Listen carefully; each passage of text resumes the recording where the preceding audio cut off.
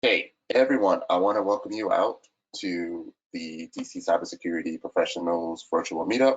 Today we have Nick Koblenz and Christian Elston to give you a presentation on a day in the life of web app pen testing. So with that being said, take it over. All right. Tyrone, thanks for allowing us to have the opportunity to come present to you all.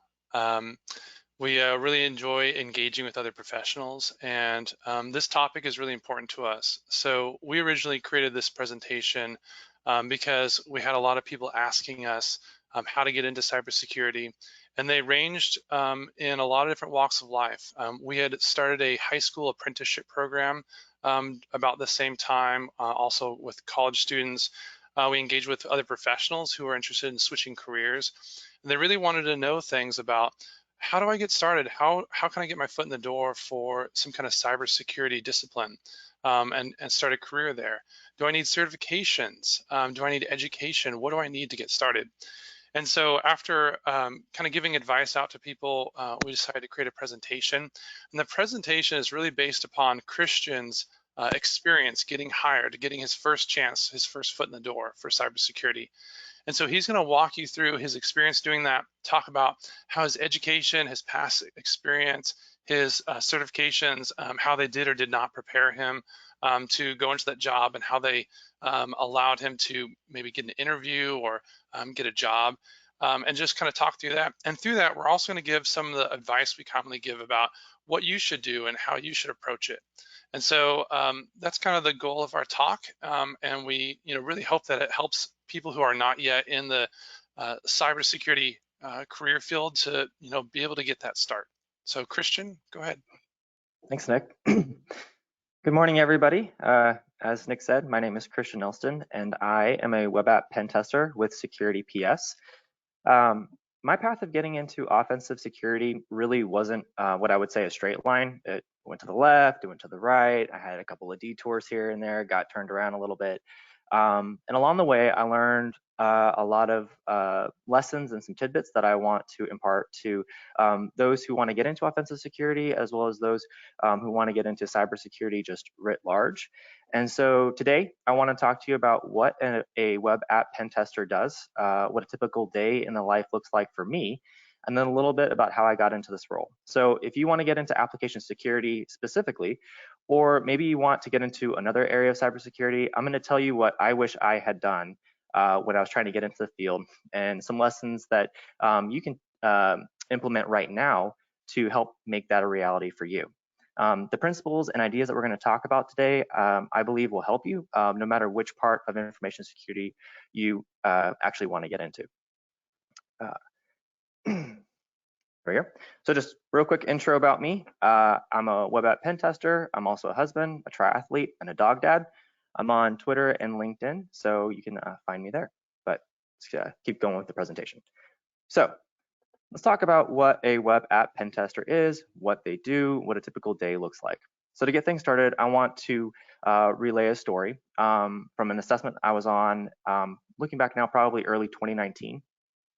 So imagine you have a loan application process. I believe many of us as professionals, we've applied for loans, whether that be a car loan or a mortgage loan or a business loan, maybe if you're a budding entrepreneur. But there's a loan application, and our client came to us, they built this, and they wanted us to assess it. And in this loan application, you first have to create an account, and then you log in. And once you've logged in, you can then apply for a business loan in this particular case. During the course of the assessment, we found that you could gain unauthorized access to other users' completed loan applications.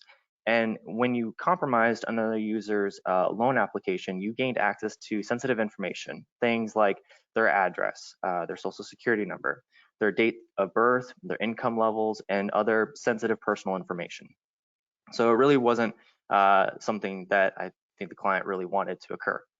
However, in the process of us compromising other users' loan applications, we also discovered that you could gain access to their database ID. And as it turns out, that database ID could be used to compromise users' passwords too.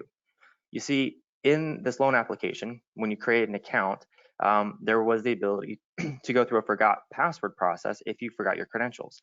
And this forgot password process had 3 steps. First, you would enter your username. Then you would be prompted to answer security questions. And once you have successfully answered those security questions, you were then prompted to set a new password. But what we found was that because we had access to that database ID, we could actually circumvent the first 2 steps of that process, go directly to that change password step, change the user's password, and log in as them.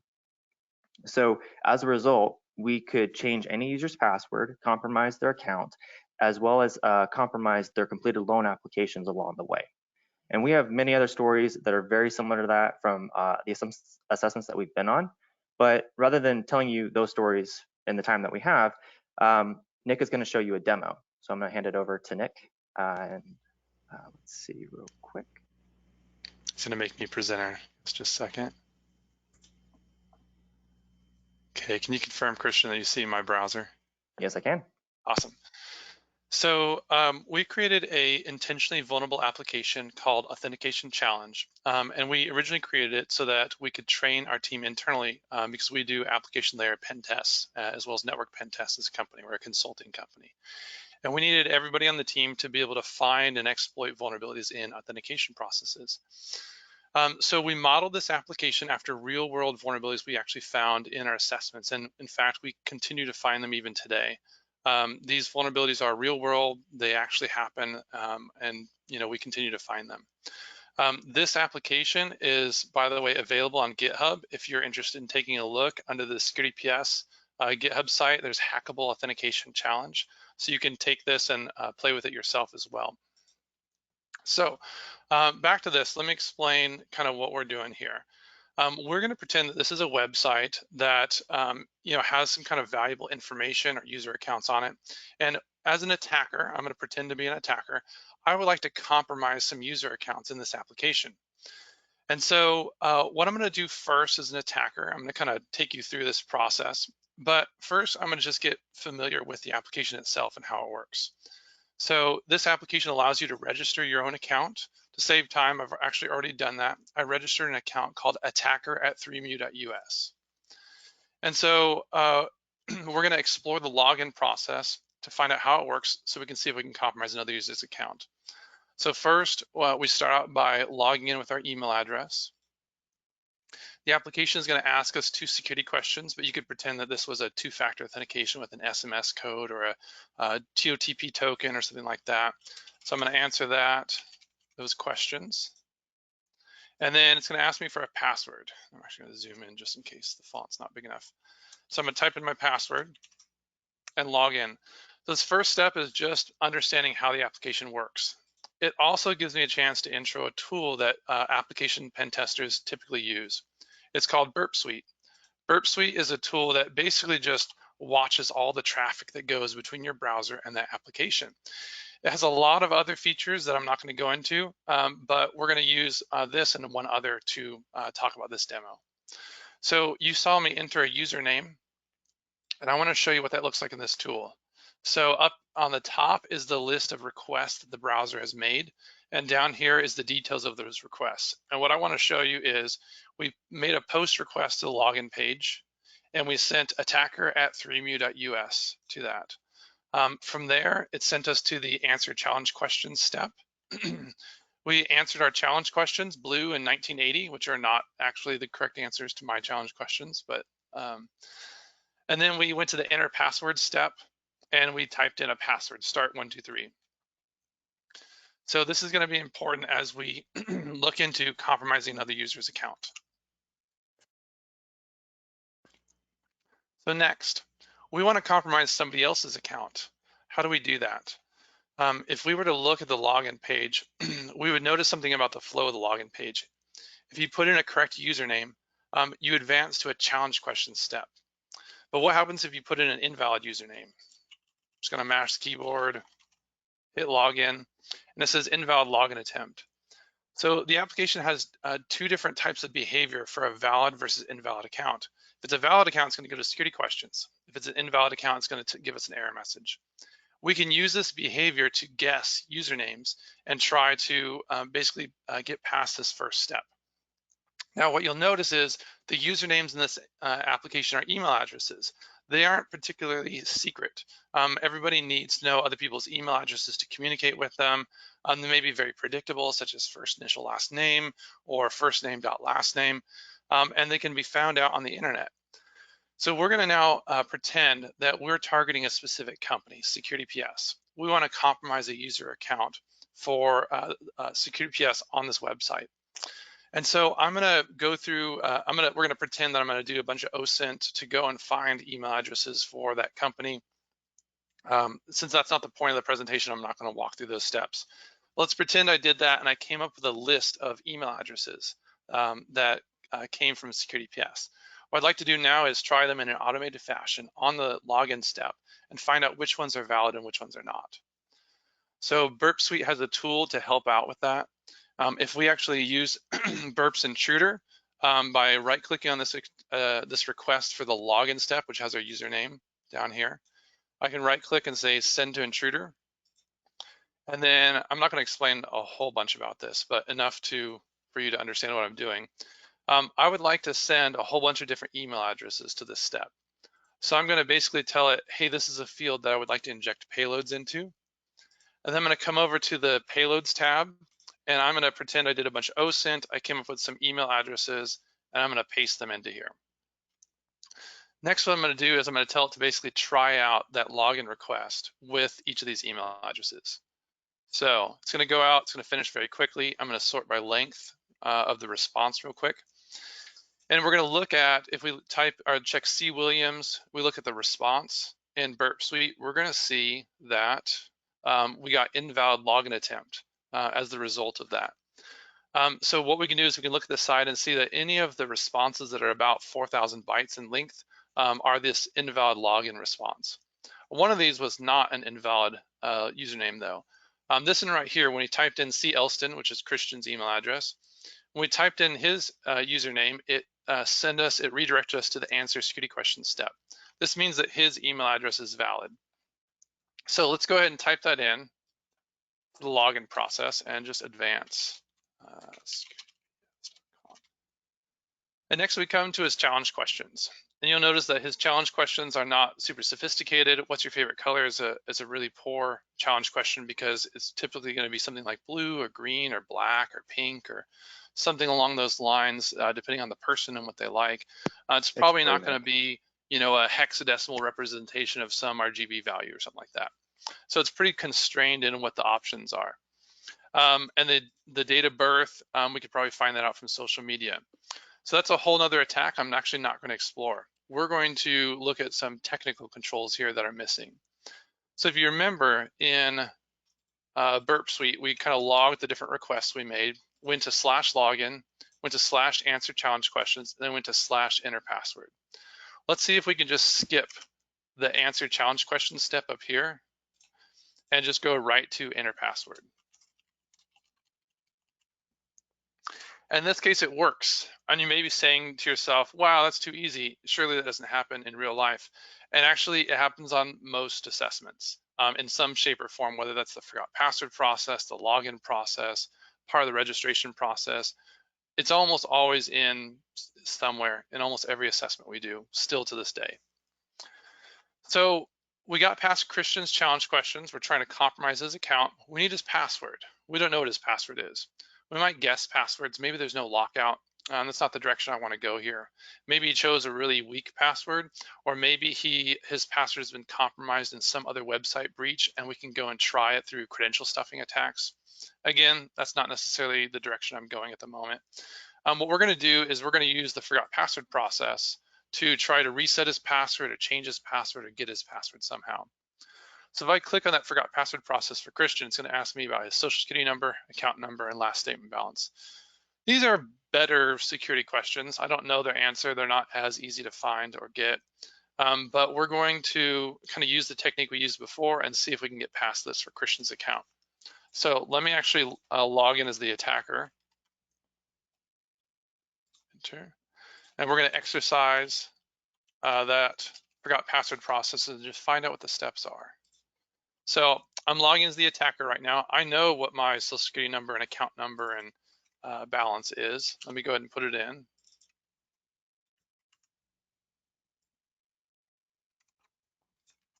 Okay.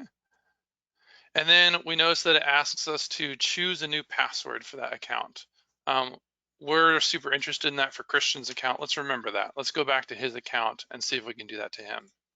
So I'm going to go log in. I'm going to go to C. Elston, click login. I'm going to put in reset password. And it shows that we're able to get to that step. We're going to change his password to the word password. Okay, it changed his password. Now let's go ahead and try to log into his account and fully compromise it. We're going to skip the challenge questions. And then we're going to type in the word password, which is what we just chose for his account. And submit. And now we've been able to successfully compromise Christian's account. Again, these are real world vulnerabilities. This actually happens. We actually do this. You know, it's not uncommon in any way, shape, or form. In fact, multi-step or multi-factor login processes get so complicated with steps to register your token and steps to have a backup token and stuff like that, that this just, it's almost inevitable. You can definitely prevent this attack from happening, but developers really have to be mindful about how they're designing the process. The other thing I'd note is these types of attacks are a lot more impactful than those that are more commonly understood, like cross-site scripting and SQL injection. Cross-site scripting and SQL injection are important. They're technical attacks, but these logical attacks tend to have a bigger business impact. Things like bypassing authorization controls, logging as other users, getting to other tenants' data, you know, bypassing a business process, things like that. So yeah, so hopefully that was beneficial for everybody. Christian, let me make you presenter again. Yes. Okay. Okay. And I do this. And let me know if you can see it. You're ready. Yep. Awesome. Cool. Thank you, Nick. Going back to the question on the slide, what is a web app pen tester? In summary, at my company and what I do and what Nick does, we are penetration testers who specialize in assessing the security of web applications, identifying the root cause of the security issues that we find, analyzing the business impact of the identified vulnerabilities, and then consulting with companies to help improve their security. So if I was to be approached by somebody and they were to ask me what it is that we do, I usually respond one of two ways depending on the day and the audience that I'm talking to. The first is probably what I would say the cool way, and if chosen, I may respond with something like, well, you know, I exploit vulnerabilities to hack banks and steal info, right? Kind of like that first loan application process compromise. But the second is a little bit more tedious, but it's actually more specific and gets to the true nature of what it is that we do. And if I go to respond along that line, I may say something along the lines of, well, you know, I visit every feature and every page of a web application in order to understand how it works. I'll then go and build a threat model to comprehensively identify all the potential risk vectors to that application, depending on its purpose, the data it interacts with, and its use context. And then I assess the application in order to find exploits or indications of exploitable vulnerabilities. So if anybody asks, that's what a web app pen tester does. But a web app pen tester's responsibilities vary depending on what type of company you happen to be at. Some web app pen testers have a suite of tools that they use to scan for vulnerabilities. After they run the scan, they'll verify the results in order to eliminate false positives because no tool is perfect. And then they'll hand those results off to developers for remediation. Other web app pen testers are more akin to what I would say are security managers. So they'll manage security vendors, they'll draft and communicate security requirements to those vendors, and as well as their internal development teams, help to formulate metrics and benchmarks and strategies in order to bring the software development of that company into security compliance. And still yet others will conduct manual testing, where they will test, identify, verify, and exploit vulnerabilities manually without the use of automated tools or scanners. And it's in this last category where Nick and I fall. The tools of the trade that we use are very simple and yet still very powerful in order to help us manually test web applications. So I'll use a browser, something very familiar, you know, Chrome, Firefox, Internet Explorer. Okay, well, not really Internet Explorer, but Chrome or Firefox typically. I'll use the developer tools, which are built into the browser. I'll use an HTTP proxy, Burp Suite specifically, as Nick showed us, in order to get between the application and the browser to see the raw web requests as they traverse the network between the server and our client. And of course, I'll use the application itself. And the applications that we assess are diverse. These could be your stereotypical internet applications, but they also could be intranet applications. Maybe it's a mobile application like an Android app, or a single page application, a progressive application, a thick client application. The list just keeps going. But the main thing to remember about these applications that we're assessing is that these are all programs running on the application layer of the technical stack. These applications are built in any of the languages or frameworks that you may have heard of, or the languages or frameworks you can think of. And they also employ any number of technologies specific to those frameworks. So technologies such as single sign-on, multi-factor authentication, custom protocols, WebSockets, etc. Web app penetration testers focus on all of that. And at first glance, that may seem like an impossible knowledge base to attain. And at first glance, you'd be right. So in order to solve that problem, attaining that knowledge base, as a web app pen tester, we focus on core security concepts, common security issues, along with their remediation solutions, and how the application itself is designed and how it works. So for instance, there are some pretty significant architectural differences between a .NET MVC application, for instance, and a React JavaScript application. And I personally am not an expert on either one of those, but I can expertly assess each. This is because I focus on common security concepts like authentication, authorization, sessions management. When I approach an app, I'll ask questions like, does the application enforce authorization controls server-side, or are they only implemented client-side? Is it a comprehensive authorization policy, or has it been applied sporadically? Does the forgot password process let you skip steps or to reset a user's password, kind of like what Nick showed us in that demo? Are users able to submit data in order to change backend SQL queries to access or modify data that they don't have the proper entitlements for? And questions such as these just keep coming. Web application pen testers are experts on these concepts, and we know how to identify weak security practices, find and exploit vulnerabilities, and we do that by comparing the application's implementation to the expectation of how a securely designed application should work. And as a result, deviations from the expected implementation stick out like a sore thumb. And it's at this point that maybe another story may help to illustrate what I'm talking about. So going back to 2019, this time it's probably closer to early to mid 2019, I had just finished a sprint of professional development where Security PS came to me and said, hey, we want you to learn .NET authentication. So go build us an app, rip it apart, and let us know what you find. And I had just completed that task, luckily in the nick of time, because right after I finished that assignment, I was given a project to assess an application, which lo and behold, had been built in .NET. Spooky, right? As it turned out, the client had taken their application as it existed at the time and added a multi-factor authentication component to that authentication process. So picture in your mind, existing authentication process, username and password, maybe security questions, and they took and implemented a multi-factor process on top of it. So they were pretty keen on having us tell them how secure this authentication process was now that multi-factor had been added to it. So I went through our normal testing process and procedures, but as I was going through the assessment, something was really nagging at me. It was kind of picking at the edge of my brain. My spidey sense was going off, if you will. And it was specific to that authentication process because it just didn't feel right, especially after I had completed the project where I knew how .NET does authentication and how .NET should implement authentication. And so I poked at it and I poked at it and I poked at it. And eventually I came to find out that I could bypass their multi-factor authentication process entirely.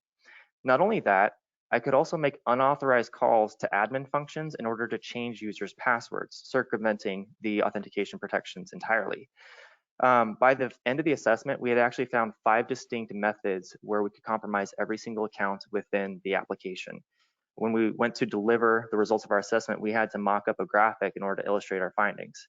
Overall, it was a good assessment and the client was happy with our findings, But this gets to the other part of my job, because web application pen testers are experts in applying secure design principles and coding practices to help developers fix security issues or build security into their applications from the get-go.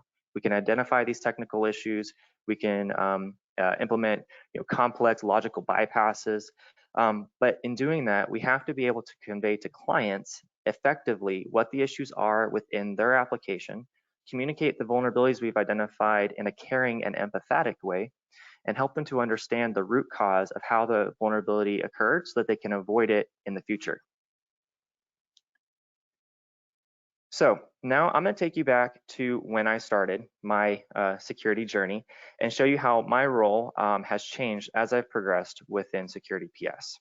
So when I started at Security PS, I was hired as what I'm going to say is an associate web application pen tester, and I'll get into reasons on that in a little bit.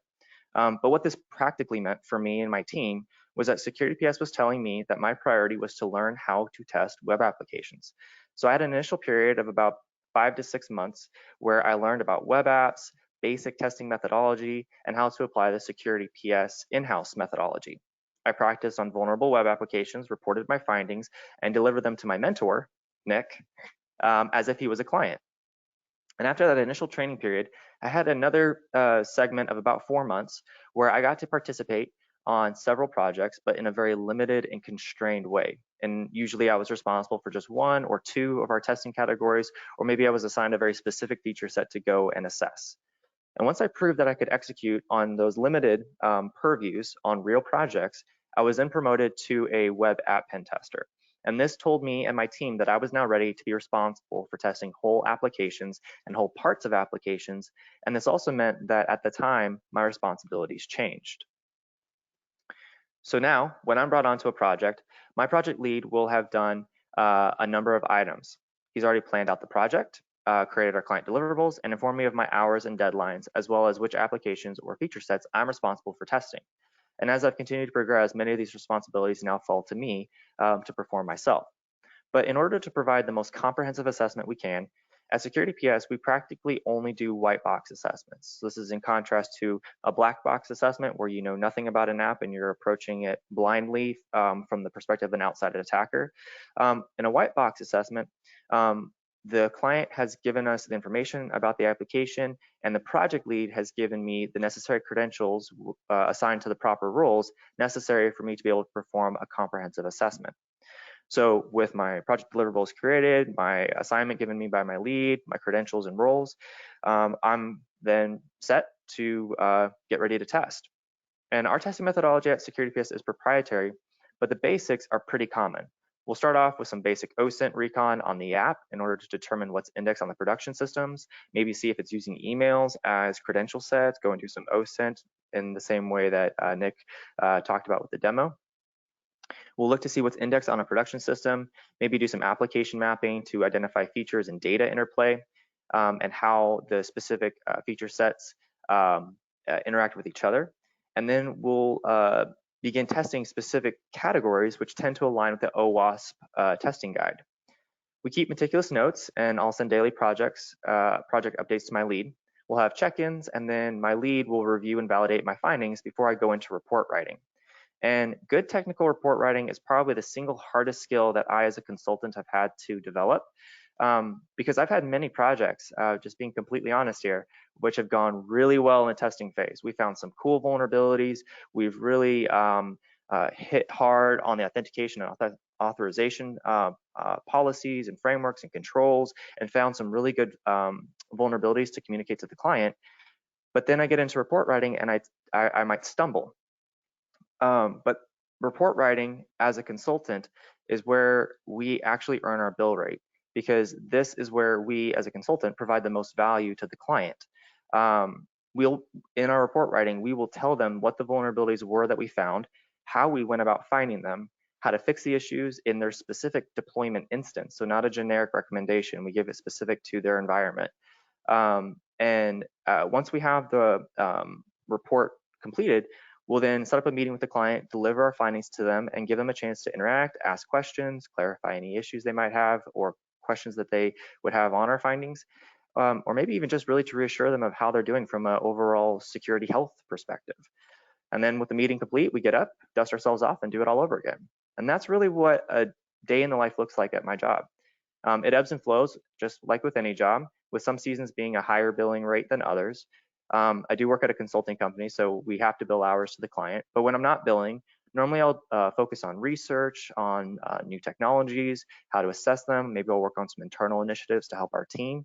I'll do content creation, or really just do training to build up my repertoire of testing knowledge and gear up for the next assessment that I'll get placed on. So we've talked about what a web app pen tester does and what a day in the life looks like for me.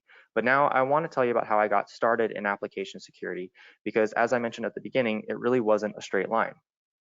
So me personally, I have a background in computer engineering by way of my 4-year university degree. But after I graduated university, I went straight into government service.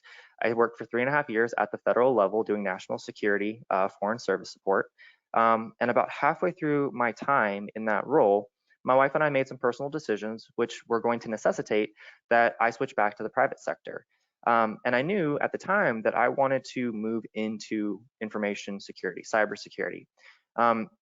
But because I had been out of the technical space for so long, 3.5 years is an eternity when it comes to cybersecurity or just engineering and technical fields in general, I decided that I would pursue a security-focused degree.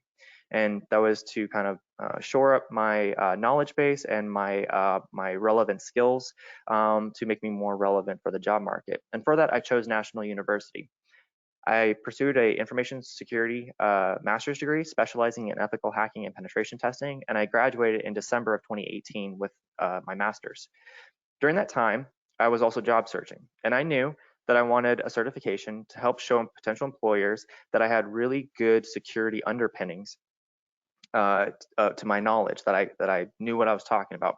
And so for that, I chose a Security Plus. One, because it was from a respected source, CompTIA, and I knew it was going to be easy enough to obtain because I was in a degree program at the time. At the same time, I was also registered and studying for an advanced pen testing certification called the Offensive Security Certified Professional, or OSCP, which I later failed. However, most of the companies that I interviewed with in big name consulting firms, as well as companies in Kansas City, most of the companies wanted me to have the OSCP before I ever applied to them, because they recognized that where I was at professionally, I was going to be a huge training burden. And it was during this process that I learned, and it became really evident to me, that there's a big gap between knowing about hacking and actually knowing how to hack. And many of the companies that I interviewed with and talked to weren't going to want to train me because, understandably, they wanted me to be able to bill immediately. Fortunately, I found Security PS, who specializes in web hacking consulting, and you'll notice on the slide that I actually failed my OSCP before I started with them. Thankfully, my hiring wasn't contingent on successfully passing the exam. They saw that I had many good soft skills, which makes me uniquely suited for consulting, and that they could teach me the technical pieces because I had a good theoretical security base knowledge. Thankfully, they took a risk on me, and it's worked out really well, at least from my perspective. You can talk to Nick when we get to the Q&A about what he thinks, but it's worked out so far, I think. So I tell you my story, not just for the fun of it or to pat myself on the back, but because there's a few, what I'll say, nuggets of advice that I want to impart to you if you're looking to get into offensive security or land in information security in general. I had a number of pros and cons of how I got into the field, and so I want to kind of relay that to you now. Let's start with the pros. Pros. My background, my education, and my immediate experience lent itself really well to consulting. Because of my background and my experiences, I bring a holistic perspective to information security. I've been able to cultivate empathy and an ability to see security problems from the perspective of other individuals, whether that would be a developer or a business manager or a technical security manager. My ability to have empathy for them and see the security issues from their perspective allows me to communicate technical issues to them in a way that is both caring and helps meet them where they're at. Additionally, I have a good, strong knowledge base thanks to my degree programs. But my approach to getting into offensive security also had a number of cons. We've already talked about, because I hadn't been doing technical things, I hadn't been in a technical role for so long, my transition was really difficult. I wasn't just going from public to private sector, I was also transitioning industries entirely. My practical skill set was underdeveloped, and I had nothing to showcase to employers to help them understand what it was I was able to do or what I had already been able to accomplish. And because of that, I was a greater risk for potential employers. They didn't want to take on an unknown like me because I was going to be a very expensive gamble if I didn't demonstrate that I could actually perform the duties of the job. I also didn't have the certifications that many employers were looking for. And I want to take a moment, a little bit of a detour to talk about certifications, because this is a big question that I personally get asked a lot from students or maybe blue team defenders trying to get into offensive roles. The truth of the matter is people want you to have certifications. Certifications are really good for establishing a baseline of knowledge to employers, as well as for getting through HR filters to land the actual interviews. And you've probably heard of any number of the certifications, many of which I've included on the slide, but this is not an exhaustive list by any stretch. If you haven't heard of these certifications yet, you will very soon, especially if you decide to pursue cybersecurity as a career. Certifications like the CEH or the OSCP or maybe the SANS JIAC cert, those pop up a lot. And there's also so many others that that are up and comers that just didn't make it onto the slide. And you could look at a list like this and ask yourself, well, which one should I pursue? Which one is the best one for me? And I'm not going to answer that question. I'm going to hand it back to Nick, and he's going to help answer that. Yep. So I like to explore different strategies for identifying the best certifications. The certification that might be best for you is going to be highly dependent upon who you are, what job you're applying for, and the current market conditions. But there are some really, what I think, good ways to figure that out.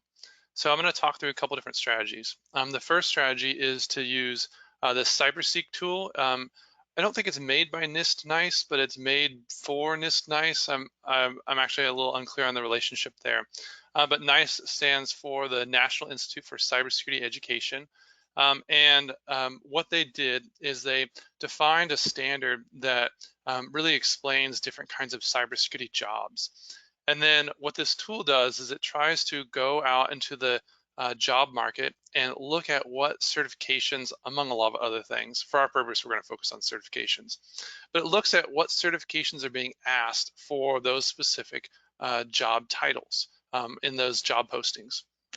And so, Christian, if you go to the next slide, we're going to zoom in on the bottom right-hand portion.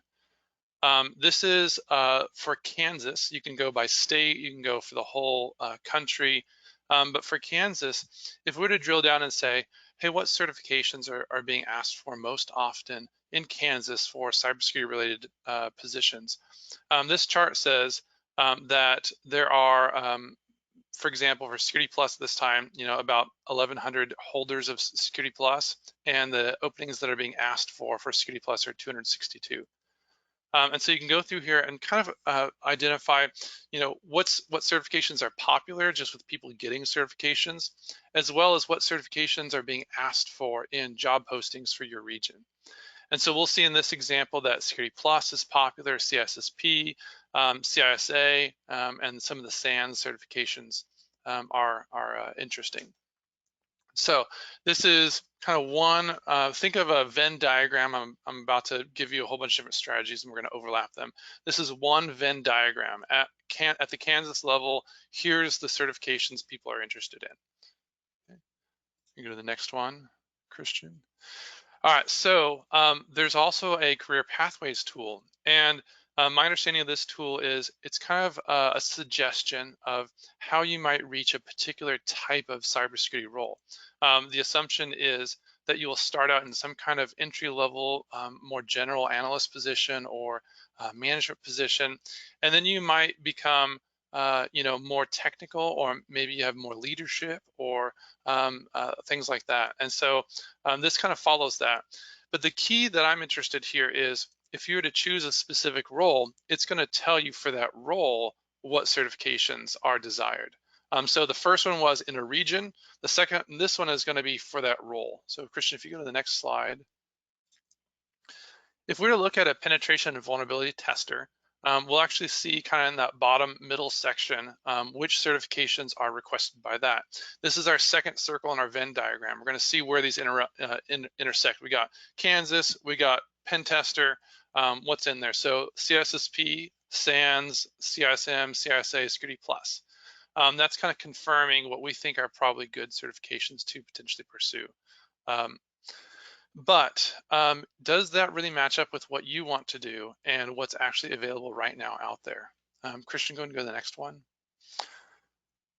The next Venn diagram is so those were a snapshot in time. I don't know how often they're updated, but we can get even more specific. Let's say, so I live in Overland Park, Kansas. It's near Kansas City.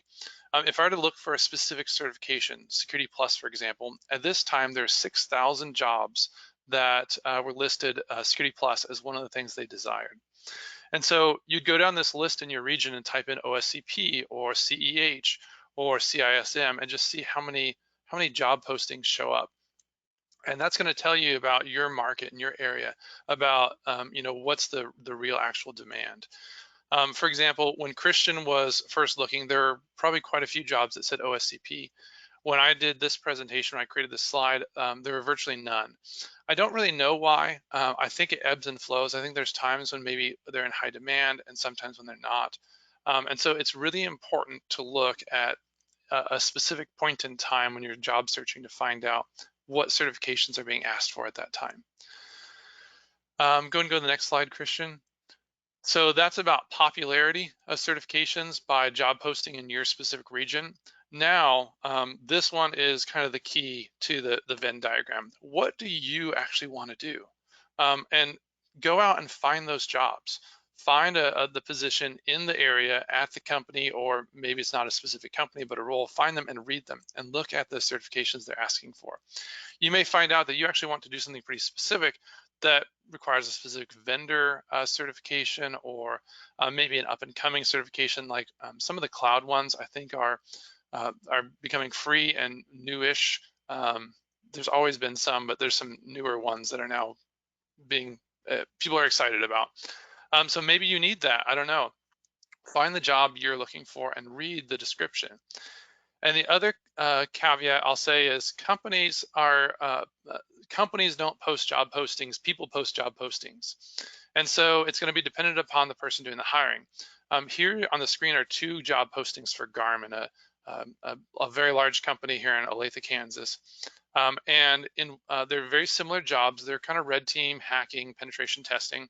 But you'll notice in one, it asks for quite a few certifications. It says Security Plus, GCIH, GCUD, CISSP, familiarity with the NIST cybersecurity framework, all good things. But then the other one has absolutely no mention whatsoever of any certifications at all. Same company, 2 different people posting a job posting. So it's important to go and really kind of do your research and find out, what you might need. Go to the next slide.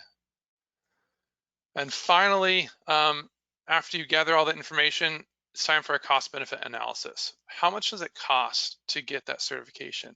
I don't remember the current numbers, but I think Security Plus is like $400. Okay, gotta shake a head yes. And I think like an OSCP is like $2,000. $1,300. $1,300. Okay. And so you want to think about how much money you're investing. You want to think about your likelihood of passing. Does it require some really specific skills? I've talked to a number of people who said, hey, I'd like to go out and get such and such certification. I said, hey, that's fairly technical. Let's walk through some of the skill sets. Can you do buffer overflow? Do you know how to do that? Have you ever done that before? Have you ever written shell code? I'm not talking about taking Metasploit and have it do shell code for you. I'm talking about using MSF Venom and creating shell code specifically for what you're doing in that case. Have you ever done that? No? You might want to start with an easier one, not easier per se, but like a more generic one, and work your way towards that one. Don't go after the hardest one, knowing that's going to cost you almost $2,000, and your likelihood of passing is very low. Kind of build up to it. Get several certifications if you can, and kind of move in that direction.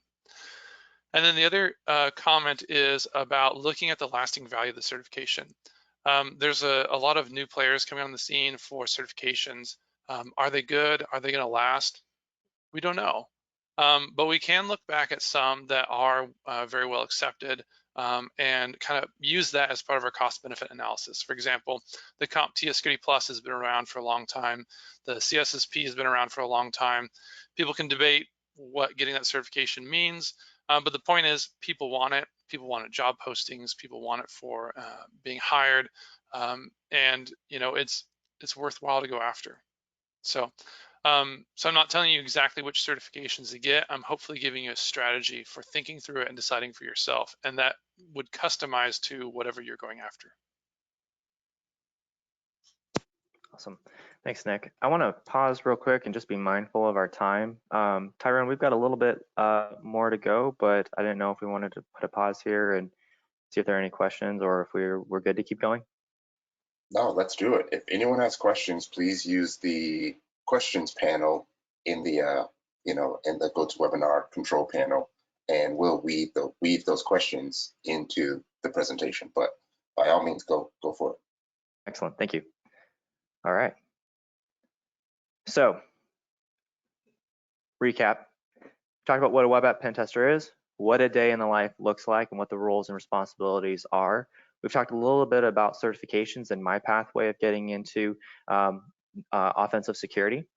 But looking back on it, there's a number of things that I wish I would have done differently that I think would have made my transition easier or made landing my first job in information security a bit better. And looking back on it, I think what I wish I would have done differently may help newcomers to the field, and I want to talk about that next. So I'm going to summarize what I wish I would have done into 3 things: practice, demonstrate, and write. And if you don't take away anything else today, what I'm about to say, I hope helps you. So, practice. I wish I would have practiced more of what I learned in my school degree programs. My favorite part of the degree program, specifically my ethical hacking one, were the class projects because it was in those moments that we actually got to do something.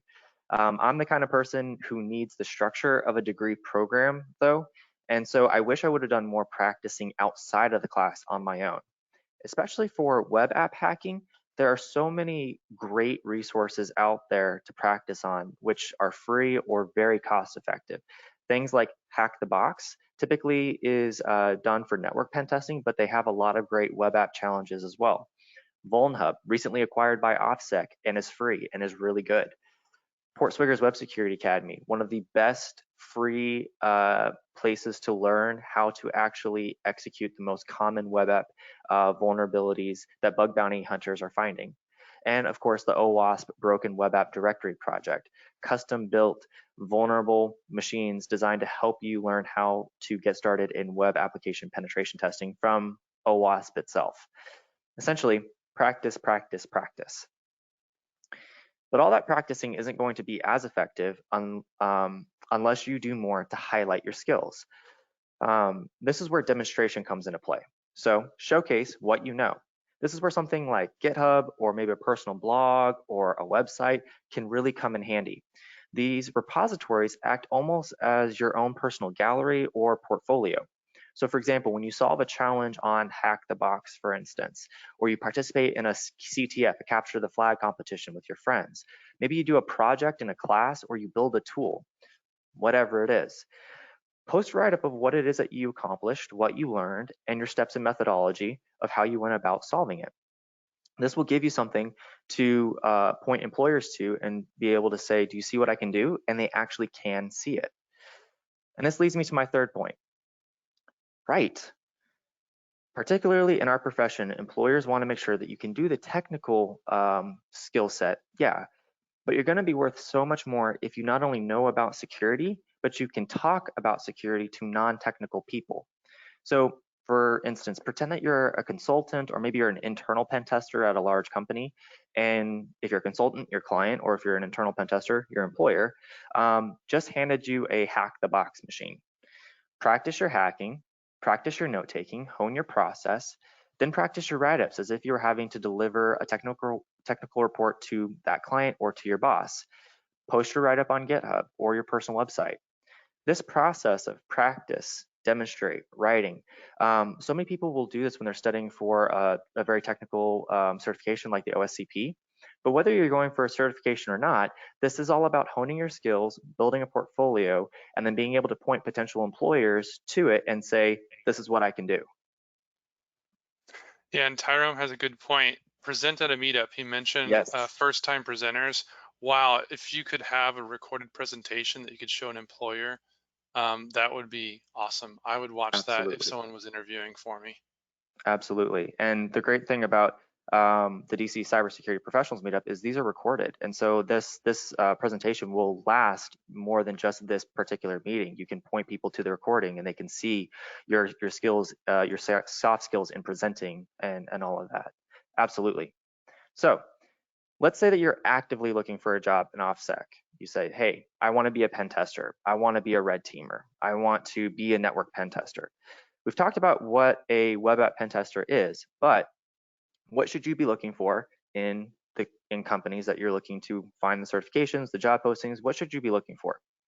Well, on this slide, I have included a quick list of things that I found are important to ask and look for in a company. I went through a list similar to this when I was looking for my first offensive role, and this is how I found Security PS. And remember, these questions are all subjective assessment points. What worked for me and what I needed may not necessarily work for you. But these are items which you should consider and evaluate when trying to find an employer. So you want to make sure that the company has a collaborative team environment. Security, in particular, is a team sport. It's not a lone wolf sport. We have to work together. And you want to be somewhere where everyone is contributing and helping everyone else learn, grow, and improve. Kind of the concept of iron sharpening iron.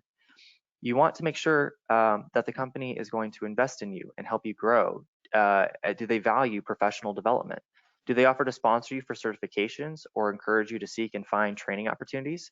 Do they set time aside to help you develop new skill sets to make you more effective? And this doesn't just have to be the technical skill sets. You want a company that's also going to help you develop as a well-rounded professional. And so this includes the soft skills such as speaking, writing, interacting with teams and problem solving. Do they encourage you to create a presentation to give at the DC Cybersecurity Professionals Meetup, right? These skills all take time and experience to develop, and you want to find a company that's going to give you that time and experience and the space to grow. Many companies, especially in the consulting realm, have tons of burnout in their ranks. And this is because it's not uncommon for consulting companies to expect their pen testers to work 60+ hours a week. And this leads to an unhealthy work-life balance. You want to look for a job where the company sets the expectations up front and also gives you space to shut off. Also, many security companies pride themselves on meeting their clients anytime, anywhere. And that's very important for business growth, business development, and capturing new revenue. But you need to decide how much traveling you actually want to do and find a job that's commensurate with your needs. And then finally, you should also decide what type of company you want to be at. Do you want to feel like you have ownership of a product or an application, and you want to feel like you have an important role in improving and protecting that product or that application? If that's you, then maybe you want to be at a company which has a lot of internal application development, which has a need for internal penetration testers. On the other hand, maybe you want to direct and manage whole teams of people, manage vendors, both internal and external to the company. And you want to feel like you're affecting the company at an organization level, as far as the whole company or a whole division. And if that's you, then maybe you want to go towards a company who maybe their primary growth strategy is purchasing software and software developers, and you're looking more for a cybersecurity management position. Or perhaps you want to learn new stuff all the time. You want to be challenged constantly with different technologies. You want to be super technical, in the bits and the bytes, so to speak, and be just a mile deep and a mile wide. And if that's you, then maybe you want to consider a consulting company, kind of like Security PS. So thank you so much for having Nick and I come and speak to you. Big thank you to Tyrone. If you have any questions on anything we've talked about, such as web app pen testing, life after a degree program, or anything else that we've talked about today, we're ready to take those questions now. And I'm going to open it up to you, Tyrone. Oh, yes. Can you all see the questions panel? I cannot. There's a couple that are out there. All right, so I'll ask one, and then I'll give you access. So one was, have you ever done web app bug bounties, Bugcrowd, HackerOne, etc.? Yeah. Do you want me to Go talk ahead, about Nick. that? Yeah. So in our apprenticeship program, we actually had our apprentices participate in some of that. We've done some of it as well, just to sort of, I don't know, have a chance. We kind of do it similar to the Portswigger folks, where out and you need a place to legally try it out, and it's okay. But we also use it to train people. So our experience is mainly in that kind of using it for our purposes rather than, for the purpose of, finding vulnerabilities and reporting it, which we've done as well. But yeah. Yeah. So we mainly look at the bug bounties as more of like a training opportunity or an ability to experience different technologies that maybe we're not able to assess during through like billing work. Maybe we're not getting as many JavaScript applications, right? So we'll go and find an application like that. But yeah, not typically for the actual like trying to be, get first blood, so to speak. Okay. So I know there was mention of the vulnerable applications. We do have some of those listed in our home lab setup, but there was some questions about, equipment needed. So I know just a normal laptop would do well, but I want to hear from you all about what you use in your training environment. Yeah. Nick, do you want to take that? Yeah, so what we like to do is we like to make things local, and we like to make things containerized, and we might like to make them simple. So we have a number of Docker containers that we use, and the main two that we actually use is the OWASP Juice Shop application, which already has a Docker container for it that's made by the creators. And then we have Authentication Challenge, which is what I demoed today, which also has a Docker image that's listed on that GitHub page.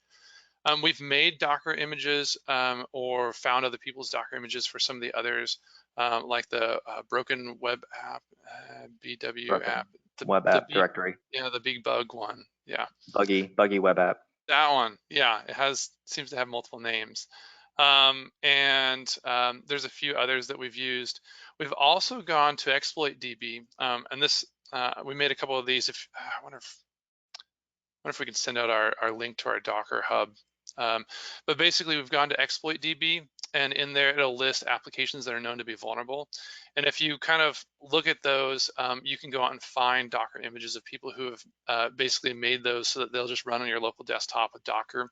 You can take Burp Suite Community Edition, which is free, in a browser, and you can go and exploit the vulnerabilities that are already fully explained on Exploit DB. So yeah. And that one's pretty nice because if you're looking for real world, not CTF challenge, these are real live applications that were built, deployed, purchased, hacked, compromised. And you say, hey, I want to practice my SQL injection, for instance. You can go to Exploit DB, you can search SQL injection and look to see which web apps Exploit DB maybe has a vulnerable image for, what version it is. And like Nick said, often you can find people who have built images for that specific version, loaded up on your local network, not exposed to the internet, and practice actual web hacking on real world vulnerable machines. So yeah, and then just any other tools that we would use would be Burp Suite Community Edition or OWASP Z-Attack Proxy. I tend to be partial to Burp Suite Community, but yeah, and then just a browser. Okay, and one final question. Are you two aware of any web app Pentester apprenticeship programs? So we have one in the Kansas City area. So we're a small company and we do it on our own dime. We're looking to get grant funding to expand it outside of our area. We have one where we train people who have a strong programming background, who know how to use C# or Java or something like that, have written some applications, and we teach them, train them to be a web app pen tester. We're going to be starting a similar one for network security, but it's not quite ready yet. But it's probably not super helpful because it's Kansas City area only until we get some kind of grant funding. Trying to think of others that are like it. There may be some, I'm just not aware of them. There is a, NIST NICE has a interest group that's all about apprenticeships. If you actually go to the NIST NICE website and look for the community interest group for apprenticeship, and then go to their forums, you're going to see a spreadsheet of all the different organizations that have some kind of apprenticeship program, and it's going to talk about the nature of those. So that's a good place to go and look as well. Okay. And this is just a quick plug for us. It's not quite an official apprenticeship program, but Alex, who's also online, helps run our Capture the Flag program.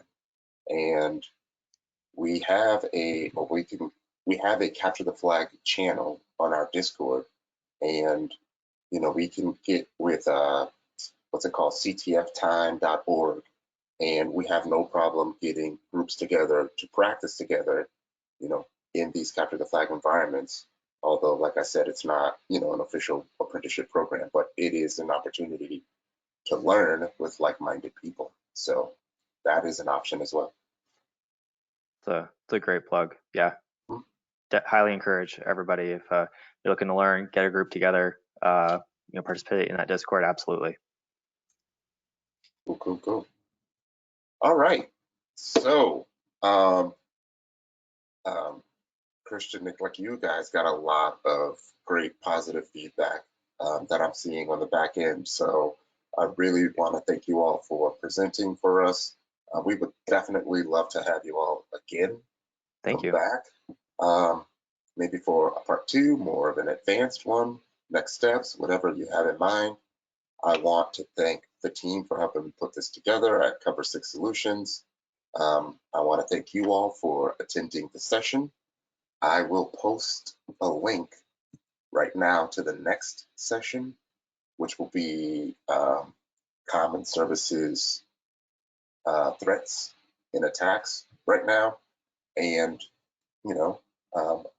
another thing that we're going to start to do is we'll stop the recording, and then if anyone wants to stay and chat it up with you all some more, also for myself, feel free, and I can start to unmute anyone who wants to chat it up.